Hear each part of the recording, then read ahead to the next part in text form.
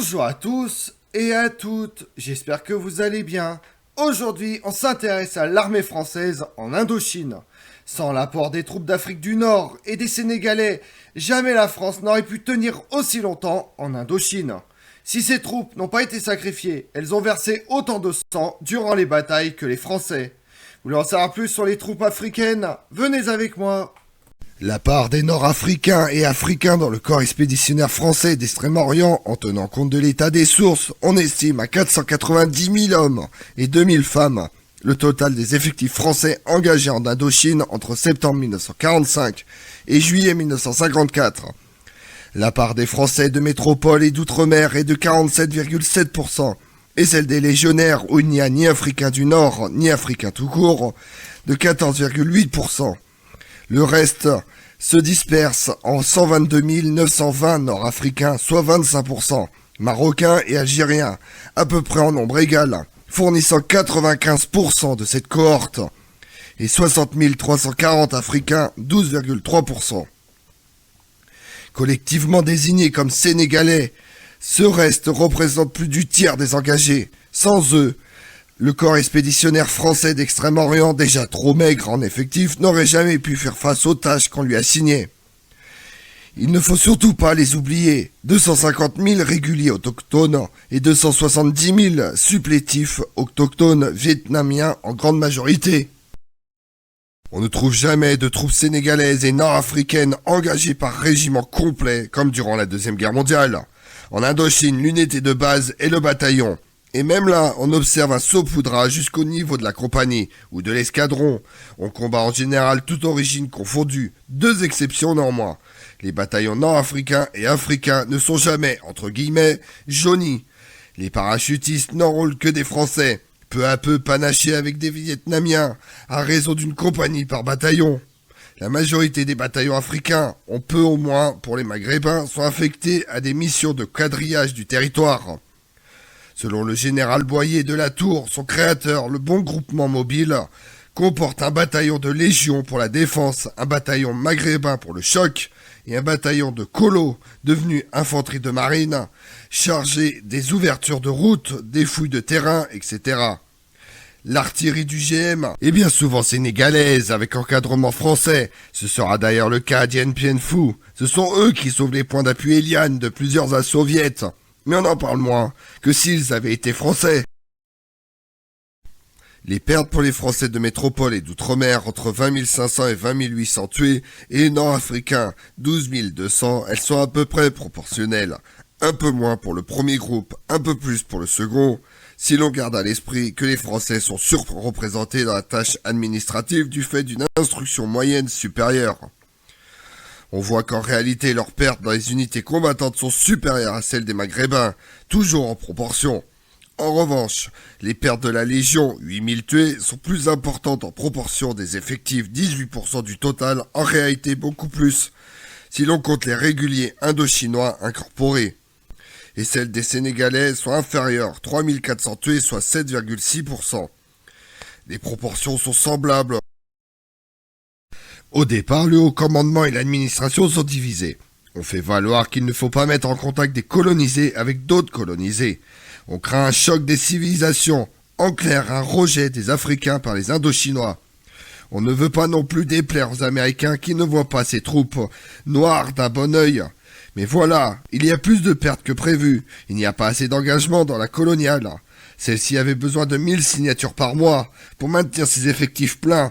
Elle en obtient 200 à 300.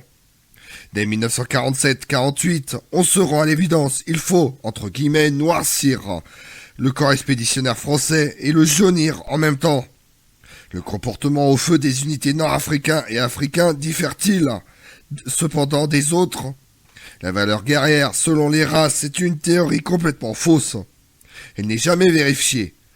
De nombreux rapports qui montrent que chez les Africains des régions forestières, supposés moins bons que ceux des savanes, on trouve aussi des soldats parmi les plus valeureux. En fait, tout dépend de l'encadrement. S'il est mauvais, tout va à l'eau.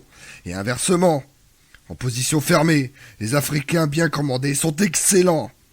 À Yenvi, en 1953, une grosse compagnie du 24e RMTS, régiment de marche de tirailleurs sénégalais, bloquent 2 à 3 régiments Viet Minh. En revanche, il est souvent reproché aux Africains un certain manque d'attention, qui par exemple les expose plus au piège. On aurait tendance à expliquer ça par la routine qui s'installe trop souvent, par le manque d'instruction ou d'encadrement.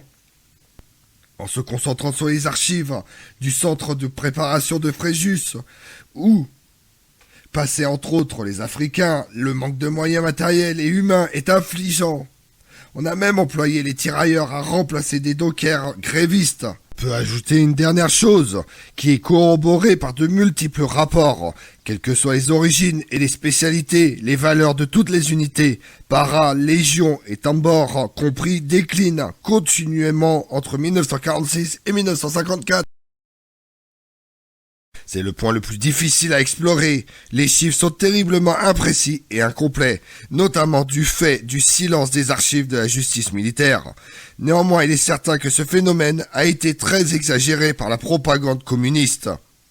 Les Africains, 94 cas, désertent moins que les Français, 465 cas, ou les Maghrébins, 401 cas, surtout des Algériens.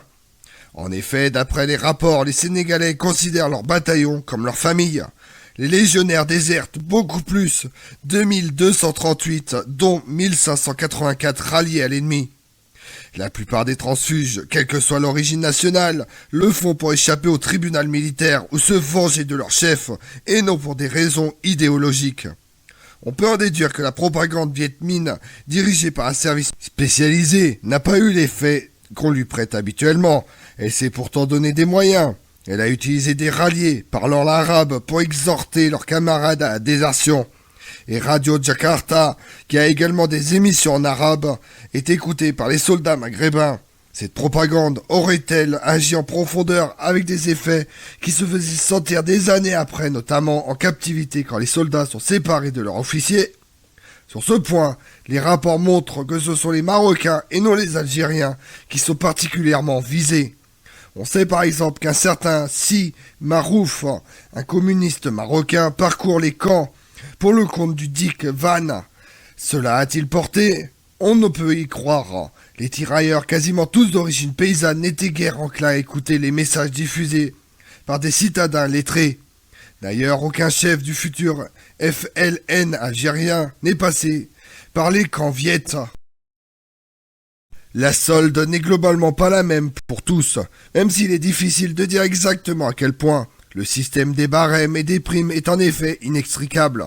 Les Français et les Algériens sont les mieux lotis, les Africains les plus défavorisés parce qu'ils dépendent des troupes coloniales. Tout est relatif cependant. Si peu de métropolitains sont attirés par les primes d'engagement, puis la solde, une bouteille de martini à Kaobang coûte un mois de solde d'une deuxième classe. On refuse du monde dans les bureaux de recrutement au Maghreb et en Afrique subsaharienne.